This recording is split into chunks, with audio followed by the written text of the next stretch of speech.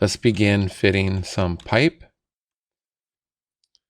Let's first create a pipelines.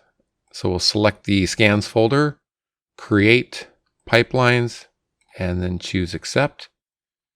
And now we'll press Y. And here we get our first cylinder fit to this section of pipe.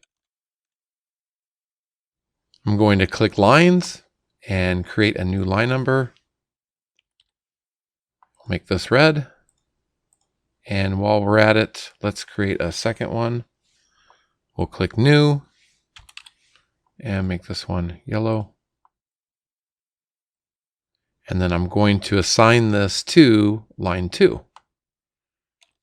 Now before I click accept, let's go ahead and extend to the end here. Accept.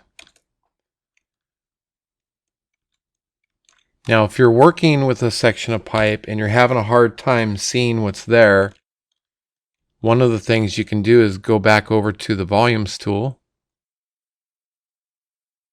select quick, click a point, set to selected point, and then apply. And that can sometimes help you with that.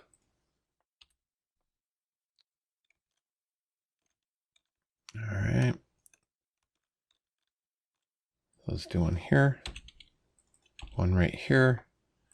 And then I need to see more data here off to the left. So back over to the volumes tool. And actually, let's dock this off to the right-hand side so we can constantly see that. Set to selected point, apply. And then I can finish that off.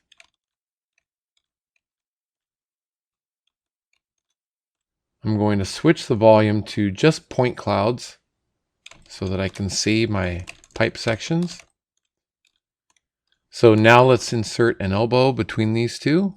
So we'll select insert elbow, set 1, set 2, and that is a short radius. Click accept. With this one still highlighted, let's do that again. And I'm going to select this elbow and set a quick volume there because I want to see if that's also a short radius, and it appears that it is.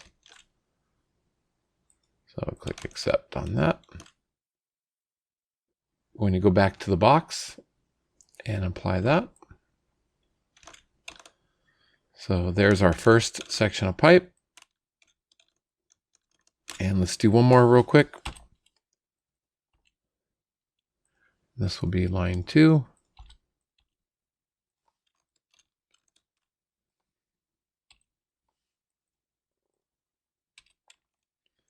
Now I'm basically selecting a point and then I'm pressing C on the keyboard as I move along here, just to kind of help me go down this run of pipe. So let's take a look here. All right. And then we'll insert elbows. And these also appear to be short radius.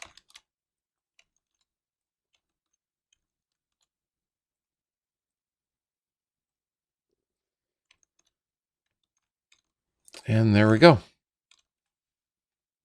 Now, if you end up having the subscription to the piping module, you can then export these center lines. And in addition to that, we can take this volume of scan data and we can export that and then bring that into something like AutoCAD, Plant3D, whatever program you're using that supports point cloud data.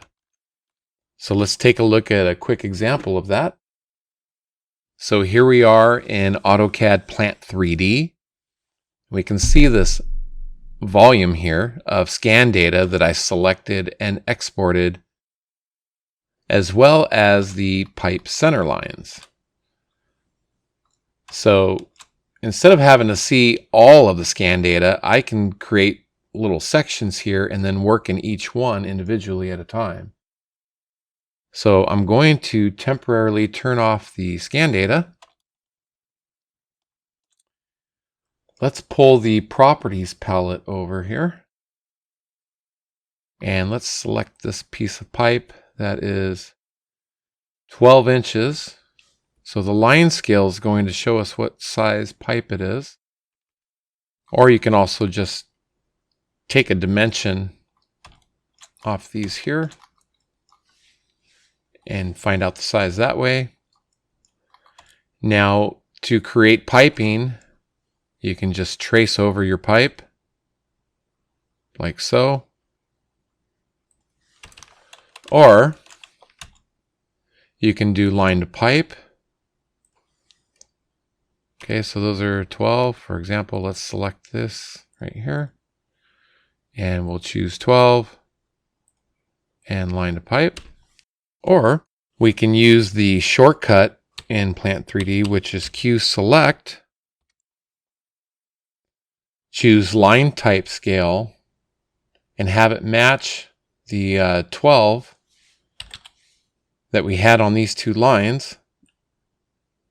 Click OK.